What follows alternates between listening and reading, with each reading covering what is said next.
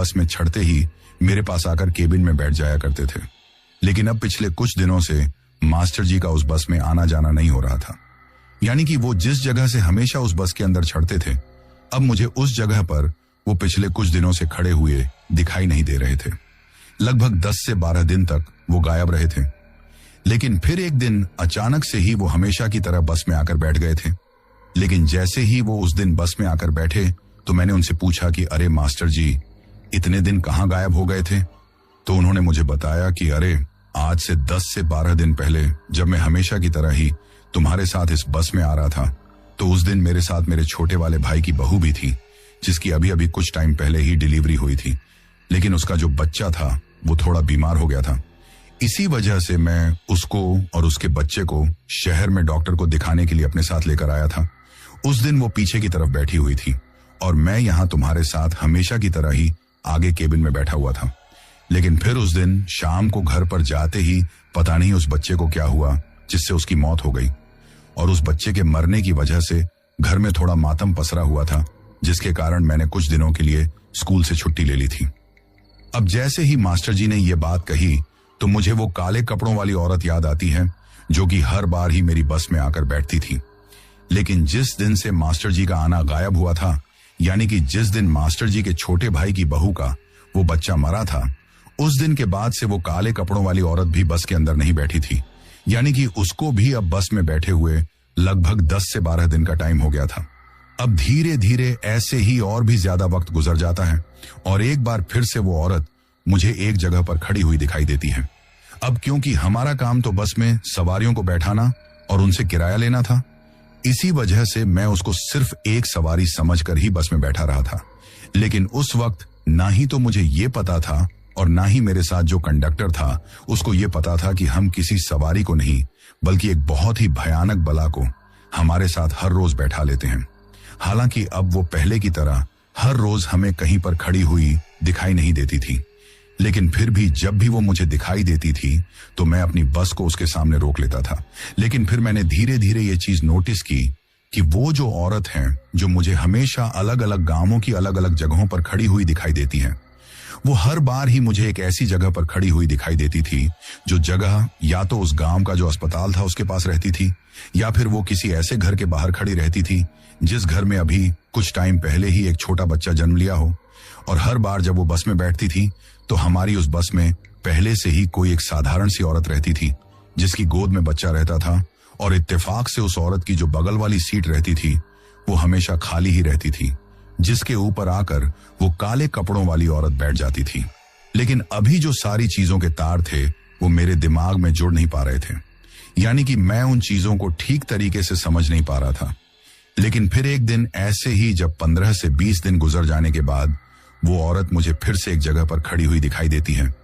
तो वो जगह उस गांव का चौक था जहां पर वो मुझे खड़ी हुई दिखाई दी थी, और जिस जगह पर वो खड़ी हुई दिखाई दी थी उस जगह से थोड़ा सा पीछे की तरफ ही एक घर के बाहर से एक औरत हमारी बस में पहले से बैठी थी। लेकिन वो कोई रात का टाइम नहीं था, बल्कि वो तो दोपहर का वक्त ही था जब हम गांव की तरफ से सवारियां लेकर शहर की ओर जा रहे थे। तो उस टाइम पर जब पहले वो छोटे बच्चे वाली औरत हमारी बस में बैठ गई तो उसके कुछ देर बाद ही वो काले कपड़ों वाली औरत भी बस में बैठ जाती है, और वो उसी औरत के बगल में जाकर बैठती हैं जिसकी गोद में पहले से बच्चा था। लेकिन उस दिन पता नहीं अचानक से ही पीछे की तरफ क्या होता है, और वो जो पहले से औरत अपने बच्चों को लेकर बैठी हुई थी जिसके बगल में जाकर बाद में वो काले कपड़ों वाली औरत भी बैठ गई थी, तो वो पहले से बैठी हुई औरत काफी जोर से चीखती है और बार बार उस काले कपड़ों वाली औरत को मारने लगती है। जब अचानक से बस में हो हल्ला हुआ तो मैं वहीं की वहीं बस को रोक देता हूं और उसके बाद अपनी ड्राइविंग सीट से उठकर पीछे की तरफ जाता हूं, क्योंकि पीछे की तरफ जो माहौल था वो काफी ज्यादा गर्म हो गया था। यानी कि बस में बैठे हुए सभी लोग उस काले कपड़े वाली औरत को पीटने लगे थे और उसको बार बार गालियां दे रहे थे। साथ ही जिस औरत की गोद में पहले से बच्चा था वो तो उसके ऊपर काफी ज्यादा भड़की हुई थी। लेकिन जब मैं पीछे की तरफ गया तो कंडक्टर उन दोनों को एक दूसरे से दूर करने की कोशिश कर रहा था। लेकिन ताज्जुब की बात यह थी कि इतने लोगों को अपने ऊपर गुस्सा करते हुए देखकर या फिर गालियां निकालते हुए देखकर भी उस काले कपड़े वाली औरत के ऊपर कोई भी असर नहीं पड़ रहा था। बस वो अपने उस बच्चे को गोद में लेकर लगातार उन सब की तरफ देखे जा रही थी। लेकिन उस वक्त मैंने एक चीज और नोटिस की, और वो चीज ये थी कि उस औरत की गोद में जो बच्चा रहता था उसका आज तक किसी ने भी चेहरा नहीं देखा था। वो हमेशा ही अपने उस बच्चे को पूरी तरीके से काले कपड़े में लपेट कर रखती थी, बिल्कुल उसी तरह के काले कपड़े में जिस तरह के काले कपड़े वो खुद पहनती थी। लेकिन जब मैंने पीछे की तरफ जाकर वहां लोगों से पूछा कि आखिर बात क्या है, तो वो जो पहले से औरत बस में बैठी हुई थी, जो उस काले कपड़े वाली औरत के ऊपर काफी ज्यादा भड़की हुई थी, वो मुझे बताती हैं कि ये औरत मेरे बगल में बैठने के बाद अपने हाथ की उंगलियों से मेरे बच्चे के सिर के ऊपर कुछ बना रही थी। इसकी हाथ की उंगलियों पर कुछ मेहंदी और सिंदूर के जैसा लगा हुआ है, जिसको इसने मेरे बच्चे के सिर के ऊपर लगा दिया है। वो तो अच्छा हुआ कि अचानक से मेरी नजर इसके हाथ की तरफ पड़ गई और मुझे ये पता चल गया कि ये मेरे बच्चे के साथ कुछ कर रही हैं, वरना मुझे तो इन सब के बारे में पता ही नहीं चलता। अब उस औरत के इतना कहते ही, इससे पहले कि मैं उस काले कपड़े वाले औरत से कुछ पूछ पाता, वो औरत वहां से अजीब सा कुछ बड़बड़ाते हुए बच्चे नीचे उतरने की कोशिश करने लगती है। लोगों की जो भीड़ थी, जो कि बस में पहले से बैठे हुए थे, वो उन सभी को धक्का देते हुए सीढ़ियों से नीचे उतरने लगती हैं। लेकिन उतरते वक्त उसने अपनी गर्दन को झटके के साथ उस औरत की तरफ घुमाकर देखते हुए उससे कहा कि अब तो तेरे बच्चे के साथ साथ तू भी मारेगी, और तुम सब के सब लोगों को मुझे इस तरीके से गालियां निकालने का बहुत ज्यादा पछतावा होगा। ये बात कहकर वो औरत वहां से उतरकर चली गई थी। लेकिन फिर मैं उन सब लोगों को शांत करते हुए वापस से बस की ड्राइविंग सीट पर जाकर बैठ जाता हूं। लेकिन बस की ड्राइविंग सीट पर जाकर बैठने से पहले मैंने उस औरत से पूछा कि वो किस गांव की रहने वाली है, यानी कि जिस औरत के बच्चे के ऊपर उस काले कपड़े वाली औरत ने कुछ किया था। मैंने उस औरत से ये बात पूछी थी, तो वो औरत मुझे बताती है कि मैं पीछे की तरफ पास के ही गांव की रहने वाली हूं और आज अस्पताल में अपने बच्चों को टीका लगवाने जा रही हूं। फिर जब उसने अपने घर वालों का और अपने पति का नाम बताया, तो मैं उसके पति को पहले से जानता था, क्योंकि उसका पति और मैं बचपन में एक ही स्कूल में पढ़े हुए थे। फिर उस दिन वो बात होकर रह जाती है, लेकिन उसके लगभग 15 से 20 दिन बाद ही वो औरत मुझे फिर से अपने घर के बाहर खड़ी हुई दिखाई देती है। लेकिन इस बार उसकी गोद में कोई बच्चा नहीं था। जब वो बस में आकर बैठती है, तो मैं मेरे कंडक्टर को उससे ये पूछने के लिए भेजता हूं कि वो उसको जाकर ये बात पूछे कि आज उसका बच्चा कहाँ है। अब मेरे कहने पर जब कंडक्टर ने उससे जाकर पूछा और जो बात उसने कंडक्टर को बताई, वो बात कंडक्टर के मुंह से सुनते ही मुझे कुछ कुछ समझ में आने लगता है। दरअसल उस कंडक्टर ने मुझे बताया कि इस औरत का बच्चा उसी दिन रात को मर गया था जिस दिन इसका उस काले कपड़े वाली औरत से झगड़ा हुआ था। अब ये बात सुनते ही मुझे यकीन हो गया था कि वो काले कपड़े वाली औरत कोई साधारण औरत नहीं है,